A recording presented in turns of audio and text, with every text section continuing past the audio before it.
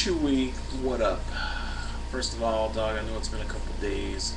I was gonna do a video yesterday, but I was slacking. I mean, it would have been a perfect day. I was off. Pretty much didn't do anything. Actually, I did do something. I went to a birthday party at John's Incredible Pizza. I don't know if you've ever been there, but it's like Las Vegas for little kids. There's games, there's pizza, there's a buffet, there's like a stamp thing that you put up to this little infrared beam, and it reads how many points you have. I don't know. It's very weird. I don't know. It's almost like something you would see in a George Lucas movie. But anyway, today, Chewy, I'm going to talk about a movie I watched on Netflix. It's called The Parking Lot Movie. I know that sounds crazy. It's pretty much a documentary about these group of guys that work at these parking lots, or at a parking lot. That's called a corner lot. It's across the street from the University of Virginia, and it just follows the lives of these guys and the people that they encounter on a daily, things that happen. And dude, this movie, at first I thought, I can't believe I'm sitting here watching a movie about a parking lot, but it's actually a really good movie, and it just follows these guys' lives, and it shows how these guys just working there just turns them like pretty much against all the people that park there.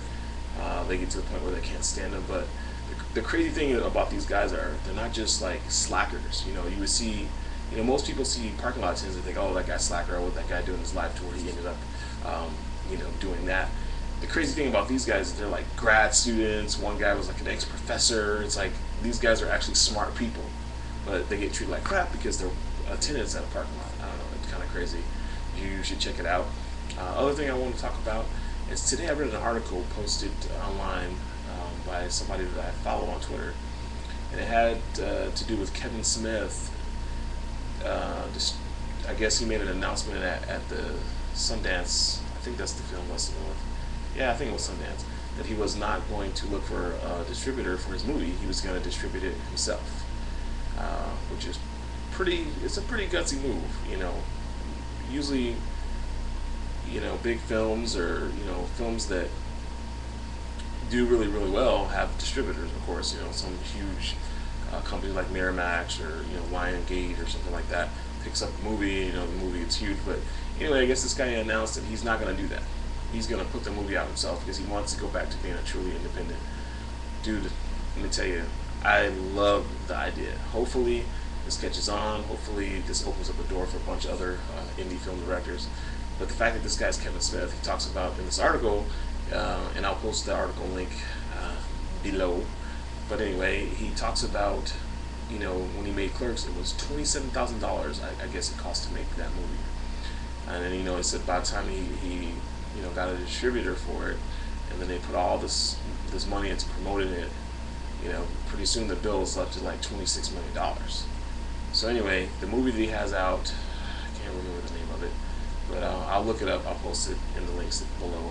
But anyway, he's saying that this movie cost him $4 million to make. So I mean, he's probably gonna not. I'm thinking just because it costs so much to make, I don't know if he can actually get his money back with a $4 million budget. But I think that he has enough fans that follow him that'll probably go pay the extra money to see it.